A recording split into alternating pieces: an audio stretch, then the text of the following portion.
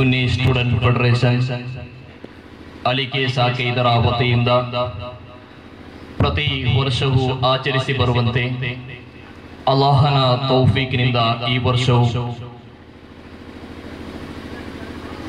ಒಂದುಗೂಡಲು ಅಲ್ಲಾಹನಿಗೆ ತೌಫೀಕ್ ನೀಡಿದ ಅಲ್ಲಾಹನಿಗೆ ಮೊತ್ತ ಮೊದಲ ಸ್ತುತಿ ಅಲ್ಹಮ್ದುಲಿಲ್ಲಾ.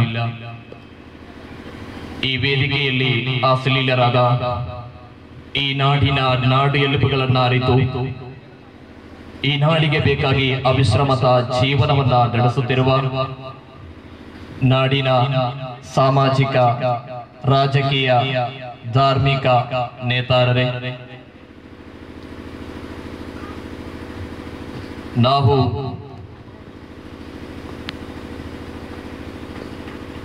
ಜೀವಿಸುತ್ತಿರುವುದು ಬದುಕುತ್ತಿರುವ ದೇಶವಾಗಿದೆ ಭಾರತ ದೇಶ.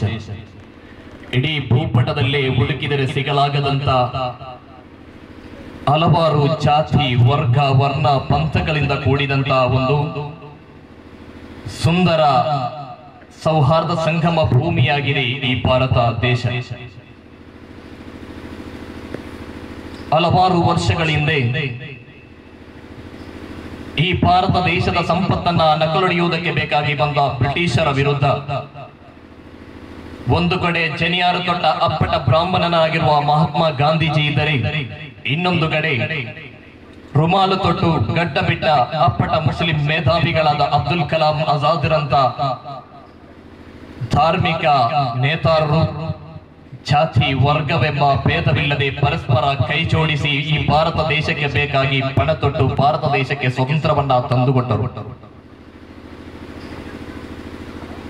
ಆದರೂ ನಾವು ಸ್ವತಂತ್ರ ಭಾರತರು ಎಂದು ಹೇಳುವುದಕ್ಕೆ ಸ್ವಲ್ಪ ಕಷ್ಟವಾಗುತ್ತಿದೆ. ಕಾರಣ, ನಾವು ಸ್ವತಂತ್ರ ಭಾರತೀಯರು ಆದರೆ ಅತಂತ್ರರಾಗಿದ್ದೇವೆ.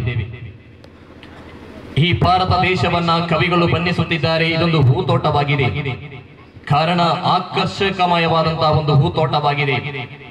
ಕಾರಣ, ಒಂದು ಹೂತೋಟ ಅದೊಂದು ಆಕರ್ಷಕಮಯವಾಗಿರಬೇಕಾದರೆ ಆ ತೋಟದಲ್ಲಿ ಹಲವಾರು ಹೂಗಳು, ಹಲವಾರು ಬಣ್ಣದ ಹೂಗಳು, ಹಲವಾರು ವಾಸನೆಯ ಹೂಗಳು, ಹಲವಾರು ರೀತಿಯ ಹೂಗಳಿದ್ದರೆ ಅದೊಂದು ಆಕರ್ಷಣಿಕ ತೋಟವಾಗಿ ಮಾರ್ಪಡುತ್ತದೆ. ಅದೇ ರೀತಿಯಾಗಿದೆ ಈ ಭಾರತ ದೇಶವು.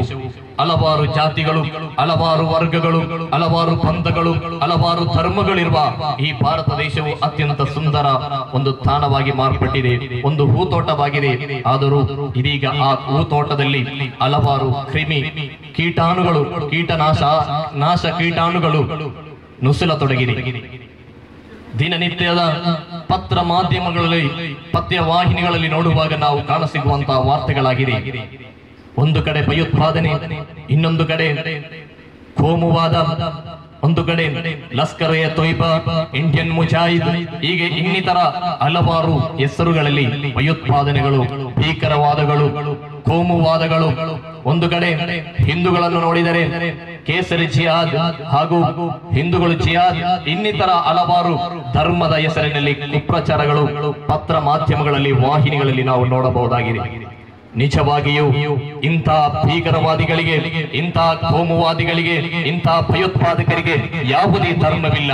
ಅವರ ಧರ್ಮ ಭಯೋತ್ಪಾದಕರ ಧರ್ಮ ಭಯೋತ್ಪಾದನೆಯಾಗಿದೆ, ಕೋಮುವಾದಿಗಳ ಧರ್ಮ ಕೋಮುವಾದಿಯಾಗಿದೆ, ತೀವ್ರವಾದಿಗಳ ಧರ್ಮ ತೀವ್ರವಾದವಾಗಿದೆ ಹೊರತು ಯಾವತ್ತೂ ಧರ್ಮಗಳು, ಯಾವ ಧರ್ಮದ ಅನುಯಾಯಿಗಳು ಇಲ್ಲಿ ಕೋಮುವಾದವನ್ನು ಗಳಿಸುವುದಿಲ್ಲ, ಜಿಹಾದಿಗೆ ಆಸ್ವಾದನೆ ನೀಡುವುದಿಲ್ಲ.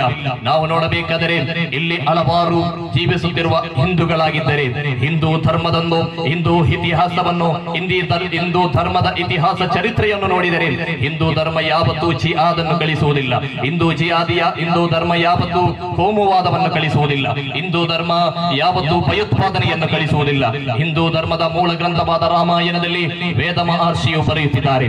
ವೇದ ಮಹರ್ಷಿಯು ತಪಸ್ಸಿಗೆ ಬೇಕಾಗಿ ಸರಹೋ ನದಿ ತೀರದಲ್ಲಿ ತಪಸ್ಸು ಕುಳಿತಂತಹ ಸಂದರ್ಭದಲ್ಲಿ ಹತ್ತಿರವಿರುವ ತಪಸ್ಸಿನಲ್ಲಿ ಧ್ಯಾನ ನಿರತರಾಗಿರುವಾಗ ಹತ್ತಿರವಿರುವ ಒಂದು ಮರದಲ್ಲಿ ಎರಡು ಹಕ್ಕಿಗಳು ಪರಸ್ಪರ ಚಕ್ಕಂದ ಪ್ರೇಮದಾಟವನ್ನಾಡುತ್ತಿರುವಾಗ ಇತ್ತ ಕಡೆಯಿಂದ ಓರ್ವ ಬೇಟೆಗಾರ ಬಂದು ಆತನ ಗುರಿಯು ಅದರಲ್ಲಿ ಚಕ್ಕಂದವಾಡುತ್ತಿರುವ ಹಕ್ಕಿಗಳಲ್ಲಿ ಒಂದು ಹಕ್ಕಿಯತ್ತ ಗುರಿ ಇಟ್ಟಾಗ ಇತ್ತ ತಪಸ್ಸಲ್ಲಿ ಕುಳಿತಿಂತ ಧ್ಯಾನ ಮರಿತರಾದಿರುವಂತ ವೇದ ಮಹರ್ಷಿಯು ಆತನ ಕಡೆ ನೋಡಿ ಆತನಲ್ಲಿ ಹೇಳುತ್ತಾನೆ, ಮಾನಸವಾದ ಮಾನುಷಾದ ಪ್ರತಿಷ್ಠಾ ತ್ವಮಗಮ ಶಾಶ್ವತಿ ಸಭಃ ಪ್ರತಿಜ್ಞಾ ಮಿಥುನ ಏಕಮವಧಿ ಕಾಮಮೋಹಿನಂ. ಒಂದೇ ಸಮಯದಲ್ಲಿ ಕಾಮಮೋಹಿನಿಗಳಾಗಿ ಪರಸ್ಪರ ಕಾಮಮೋಹಿತರಾಗಿರುವ ಎರಡು ಜೀವಿಗಳನ್ನ ಅನ್ಯಾಯವಾಗಿ ಕೊಲ್ಲಬಾರದೆಂದು ಕಳಿಸುತ್ತಿರುವ ಈ ಹಿಂದೂ ಧರ್ಮವನ್ನು ಭಯೋತ್ಪಾದಕರ ಕೋಮುವಾದಿಗಳ ಧರ್ಮವೆಂದು ಚಿತ್ರೀಕರಿಸುವವರು ಬಿಂಬಿಸುವವರು ನಿಜವಾಗಿಯೂ ಈ ದೇಶದ ದೇಶದ್ರೋಹಿಗಳಾಗಿದ್ದಾರೆ.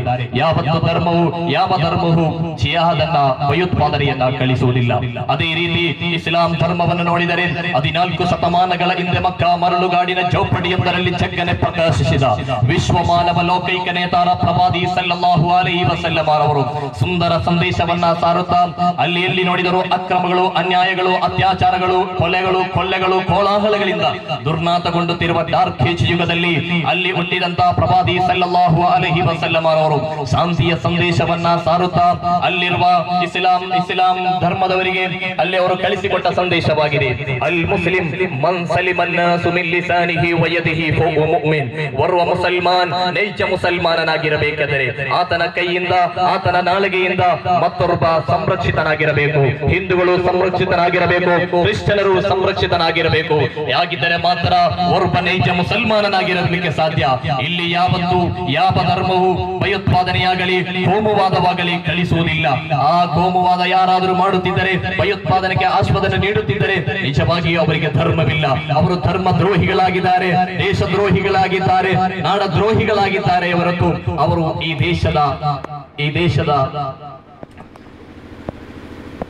ಈ ದೇಶವನ್ನ ಸಂರಕ್ಷಿಸುವುದು ಅವರಲ್ಲ.